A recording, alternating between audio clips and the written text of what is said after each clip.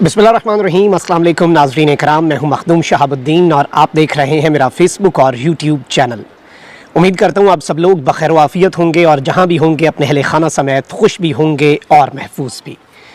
नाज़रीन इकराम, एक सफ़ा फट चुका है और वो वन पेज जिसे मिसाली करार दिया जा रहा था, उस वन पेज में बहुत सी दरारें और इस वक्त एक जानिब ताकतवर हलके हैं तो दूसरी जानिब हुकूमती इत्तेहाद है। बहुत सी ख़बरें आ रही थीं, बहुत सी थ्योरीज़ आ रही थीं। हुकूमती इत्तेहाद आपस में भी एक दूसरे से बदज़न है, एक दूसरे पर ट्रस्ट करने के लिए तैयार नहीं है। लेकिन अब ताकतवर हलकों को उनके कुछ मंसूबों में उनके कुछ ऐसे प्लान्स हैं जिनकी राह में हुकूमती इत्तेहाद बहुत बड़ी रुकावट बन के खड़ा हो गया है। एक जानिब तो निगरान वज़ीर आज़म वाले मामले पर ताकतवर हलकों के साथ एक बहुत बड़ा हाथ किया जाएगा और साथ ही साथ कुछ रास्ते की ऐसी चीज़ें हैं और कुछ ऐसी रुकावटें खड़ी करके जाने वाले हैं कि आप अंदाज़ा भी नहीं कर सकते। और ये चीज़ें फाइनलाइज हुई हैं शहबाज शरीफ और आसिफ अली जरदारी की कल होने वाली एक अहम तरीन मुलाकात में। और ये मुलाकात जो है ये बड़ी इंपॉर्टेंट भी थी क्योंकि इसमें पहले वफूद की सतह पर मुलाकात हुई, फिर दोनों ने मिलकर खाना खाया, फिर दोनों की तन्हाई के अंदर वन ऑन वन एक बड़ी एक्सक्लूसिव किस्म की मीटिंग हुई और वो मीटिंग जो है वो बड़ी इंपॉर्टेंट थी। उसके बाद भी बहुत कुछ हुआ है और इस वक्त ताकतवर हलकों के साथ कौन कौन से मामलात के ऊपर डिसएग्रीमेंट है इस वक्त हुकूमती इत्तेहाद का, हुक्मरान इत्तेहाद का, और किस तरह से उनके कुछ मंसूबों के ऊपर पहले जो मिनिस्टर हैं for planning and development Ahsan Iqbal और उसके बाद फिर राना सनाउल्लाह साहब जो हैं, इन दोनों ने कैसे उन मंसूबों के ऊपर बिजली गिराई है और उन मंसूबों की राह में रुकावट खड़ी करने की तस्दीक कर दी है। ये मेरे पास बड़ी एक्सक्लूसिव किस्म की डिटेल्स हैं। अब नाज़रीन कराम, एक चीज़ बड़ी वाज़ेह है कि as far as Imran Khan is concerned, इसमें इमरान खान फैक्टर कहाँ पर रहेगा, इमरान खान का क्या रोल होगा, इमरान खान के लिए जो सिचुएशन है क्या ये एक अपॉर्चुनिटी के तौर पर सामने आएगी, इस चीज़ को भी डिस्कस कर लेंगे। क्योंकि ऑल्दो आपको पता है कि बहुत से इनकशाफात, बहुत से दावे सामने आते रहे हैं और हारून रशीद साहब सीनियर सहाफ़ी हैं, उन्होंने भी एक दावा किया है कि कंसिडरेशन शुरू हो गई है जो हाई कमांड है ना, कंट्रोल टावर है, उसकी सतह पर कि इमरान खान साहब जो हैं उन्हें माइनस करना भी है या नहीं। और ये कंसिडरेशन भी शायद इसीलिए शुरू हो गई है क्योंकि बहुत से मामलात जो हैं वो ख़राब हो चुके हैं as far as PDM is concerned. अब किन किन चीज़ों के ऊपर कंसर्न है,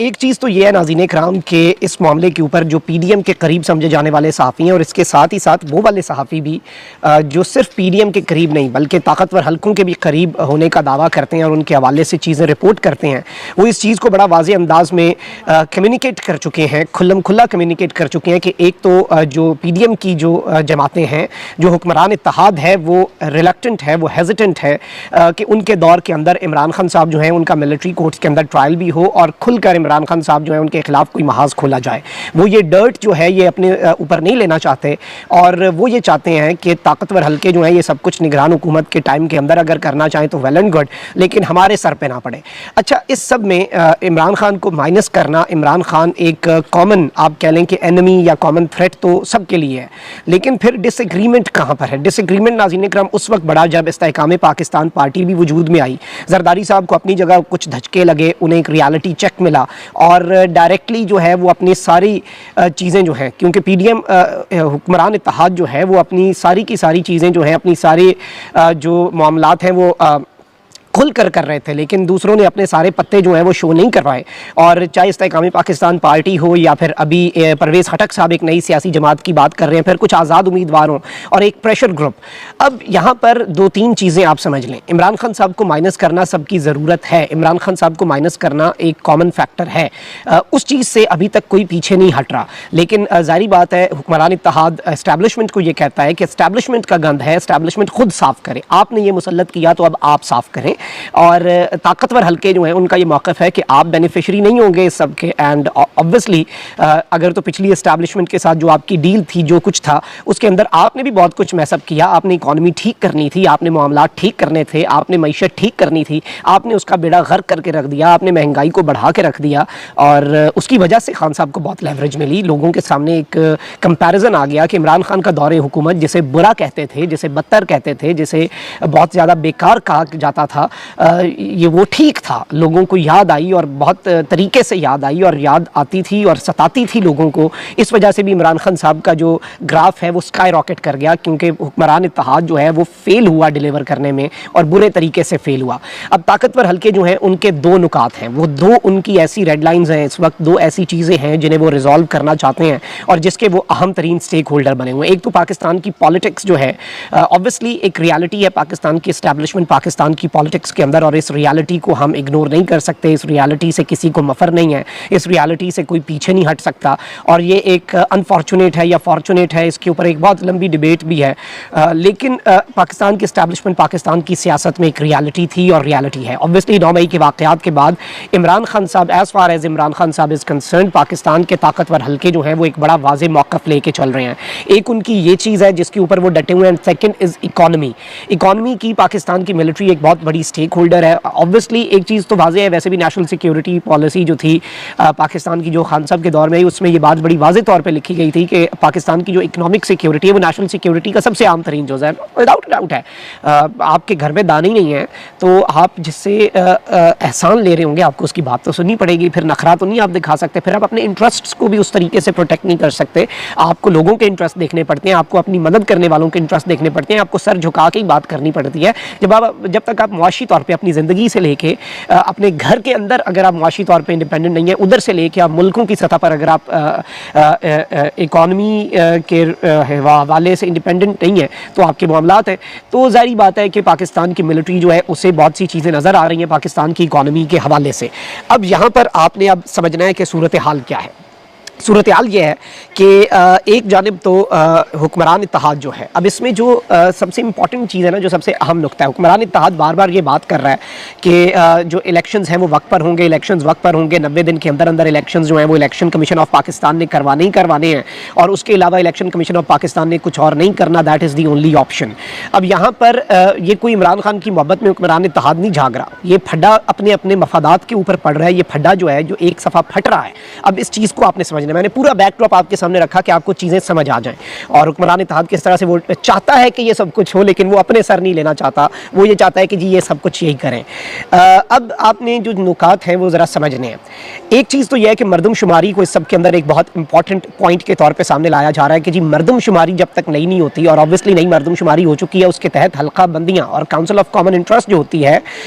उसके हवाले से खान साहब के दौरे हुकूमत में ही नई मरदमशुमारी के हवाले से जो कुछ हुआ था, तो नई मरदमशुमारी के तहत इंतखाबात। अब नई मरदमशुमारी के तहत इंतखाबात ये वो नुक्ता था जिस नुक्ते को यूज़ करके इलेक्शंस को डिले किया जा सकता है। यानी कि अगर नई मरदमशुमारी के तहत इंतखाबात होने हैं तो फिर डिलिमिटेशंस होनी है, फिर नई हल्का बंदियाँ होनी है, और ये नहीं हो सकता कि आप इलेक्शन का प्रोसेस भी शुरू कर दें और साथ नई हल्का बंदियाँ भी शुरू कर दें, क्योंकि ऐसा नहीं हो सकता। मतलब एक कैंडिडेट है, उसने कागजात नामजदगी जमा करा दिए और नई हल्का बंदियाँ भी इन द मीन टाइम हो रही हैं। जब नई हल्का बंदियाँ हुई तो उसमें हो सकता है वो कैंडिडेट जिसने जिस हल्के से अपना जमा करवाया हो कागजात नामजदगी, वो खुद ही किसी और हल्के में चला गया हो, उसका वो वाला हिस्सा जहाँ पर वो रह रहा हो, तो दिस इज़ अ पॉसिबिलिटी। तो अगर तो ताकतवर हल्के जो हैं उनके ज़हन में ये चीज़ चल रही थी कि नई हल्का बंदियों के तहत इलेक्शंस जो हैं वो हों, और नई हल्का बंदियों के तहत अगर इलेक्शंस होते हैं तो फिर इलेक्शन कमीशन को नई हल्का बंदियाँ करने तक लग जाएगा नवंबर दिसंबर, और नवंबर दिसंबर के बाद नई हल्का बंदियाँ जो हैं, और इसे एक आइन के हवाले से चीज़ यूज़ करके, एक कानूनी नुक्ता यूज़ करके जवाज़ भी दिया जाए, और फिर आपको पता है कि कोर्ट्स में जाएगा मामला, उसी तरीके से इल्तवा का शिकार रहेगा, और इलेक्शंस जो है वो फरवरी या मार्च के अंदर कर दिए जाएँ, क्योंकि उससे पहले आपको कंप्लीट भी करना है पाकिस्तान की सेनेट, वरना कंप्लीट नहीं होती तो फरवरी से आगे तो वैसे ही काम नहीं जा सकता। अब हुक्मरान इत्तेहाद जो है उसकी आपने कुछ चीज़ें समझ लेनी है। हुक्मरान इत्तेहाद जो है उसे ये लग रहा है, और पहले आपको पता है डिसएग्रीमेंट्स थे। शहबाज शरीफ साहब कह रहे थे कि पहले पीपल्स पार्टी ने कहा कि 8 अगस्त को असम्बली डिसॉल्व कर दें, शहबाज शरीफ साहब ने कहा कि 14 अगस्त को हो जाएगी हमारी मुद्दत पूरी, फिर जरदारी, फिर पीपल्स पार्टी ने कहा नहीं जी असम्बली हमने तहलील नहीं करनी, अपनी मुद्दत पूरी करने दें। लेकिन कल जरदारी साहब के साथ मुलाकात के अंदर ये डिसाइड हुआ कि चले ठीक है, हम असम्बली की मुद्दत जो है वो असम्बली को हम डिसॉल्व कर देते हैं, 8 तारीख को 10-11 तारीख तक हो जाएगी, और फिर 90 दिन होंगे, यानी 10 अगस्त से लेके आप कह लें कि सितंबर, अक्टूबर एंड नवंबर, 10 या 12 या नवंबर तक मैक्स जो है वो इलेक्शंस करवा दिए जाएं। अब हुक्मरान इत्तेहाद जो है वो ये क्यों नहीं चाहता कि ज़्यादा टाइम दिया जाए? उन्हें ये लग रहा है कि अगर ज़्यादा टाइम हमने दे दिया और चीज़ें अगर उस हिसाब से चल पड़ी, और अगर हमने ज़्यादा टाइम दे दिया तो फिर ये ना हो कि हमारे ही खिलाफ, क्योंकि खान को तो लाना नहीं है, मसला खान का है ही नहीं, मसला ये है कि हमारे खिलाफ मजीद ग्रुप्स को मुतहर्रिक किया जाएगा। IPP जो है Istehkami Pakistan party, it needs more time. Istehkami Pakistan party जो है उसे मजीद टाइम चाहिए, और इस्तेकामी पाकिस्तान पार्टी को 5 सीटों के ऊपर नून लीग, आपको पता है कि सीट एडजस्टमेंट करने के लिए तैयार थे। इस्तेकामी पाकिस्तान पार्टी जो है वो 25-30 सीटें मांग रही थी। नून लीग भी ये सोच रही है कि हम क्यों अपने गर्दन के ऊपर खुद अपने हाथों से सीटें दे दें और हम कहें कि जी आप हमारे ही सर पे बैठ जाएं, हमारे ऊपर ही आप आके बैठ जाएं ना, आप हमारे ही ऊपर खेलें, हमारे उसके ऊपर आके, और आपकी चाबी तो कोई और चला रहा होगा। तो वो भी नून लीग ने ऐलान कर दिया कि जी हम किसी के साथ कोई वो नहीं करेंगे, इत्तेहाद नहीं करेंगे और इस तरह की चीज़ें नहीं करेंगी। तो ये भी IPP को एक बहुत बड़ा धचका था। अब इस्तेकाम पाकिस्तान पार्टी और दीगर ग्रुप्स जो नए बनाए जाएंगे, जो किंग मेकर होंगे एज़ पर फैसल बाडा, कि अगली हुकूमत उसी की होगी जिसे ये इस्तेकाम पाकिस्तान पार्टी, एक आज़ाद जमात और एक आज़ाद उम्मीदवारों का ग्रुप और एक और सियासी जमात अगर कोई नई बनती है तो जिसे वो सपोर्ट करेंगे वही वज़ीर आज़म होगा, और वही वज़ीर आज़म को कंट्रोल करेगा ग्रुप, यानी वज़ीर आज़म खुद कुछ नहीं कर पाएगा। तो उस मंसूबे के लिए कुछ वक्त चाहिए। PDM की जमातें बिल्कुल भी ये नहीं चाहती कि उनके साथ ऐसा हो, इस तरह की सूरत हाल बने, इसलिए उन्हें लग रहा है कि कहीं हम ये ना करें कि अपना ही अल्टरनेट तैयार करने के लिए हम वक्त दे दें अपने हाथों से, मतलब इलेक्शंस डिले के चक्कर में और मरदमशुमारी। उसके अंदर अब आप ये देखें कि एहसन इकबाल साहब और राना सनाउल्लाह साहब की जो स्टेटमेंट्स हैं उनके अंदर उन्होंने बड़ा वाज़ेह अंदाज में एक बात कही है, और उन्होंने ये बात कही है कि हम अगर काउंसिल ऑफ कॉमन इंटरेस्ट से नई मरदमशुमारी को अप्रूव ही ना करें फिर आप किधर जाएंगे। मतलब हुकूमत की जो 8 अगस्त तक की मुद्दत है, कुछ हफ्ते रह गए हैं, 8 से 10 अगस्त या मैक्सिमम 14 कर लें चलें, आप देखें कि हुकूमत जो है उसके पास टाइम बहुत कम है, और इस टाइम के अंदर अगर हुकूमत नई हल्का बंदियाँ जो हैं उन्हें अप्रूव ही नहीं करती, मतलब नई मरदमशुमारी को अप्रूव नहीं करती जिसकी बुनियाद पर नई हल्का बंदियाँ होनी है, फिर तो इलेक्शन कमीशन के पास जवाब नहीं रहेगा। मतलब ताकतवर हल्कों की एक इलेक्शन डिले करने का जो एक मौका था उसकी राह में एक बहुत बड़ी रुकावट जो है वो हुक्मरान इत्तेहाद खड़ा करना चाह रहा है, और वो ये चाह रहे हैं कि इलेक्शंस वक्त पे हो जाएं। अच्छा, इसमें जो एक और इंतहाई इंपॉर्टेंट नुक्ता है, जो सबसे अहम तरीन इसमें एस्पेक्ट है जिसे हम इग्नोर नहीं कर सकते, वो नाज़रीन कराम ये भी है कि अगर आप इस सिचुएशन को समझें तो इसके अंदर निगरान वज़ीर आज़म, अच्छा निगरान वज़ीर आज़म के हवाले से पहले ये बात आ रही थी कि शायद कोई सहाफ़ी हो सकता है निगरान वज़ीर आज़म, फिर एक ये भी खबर आई कि निगरान वज़ीर आज़म जो है उसके लिए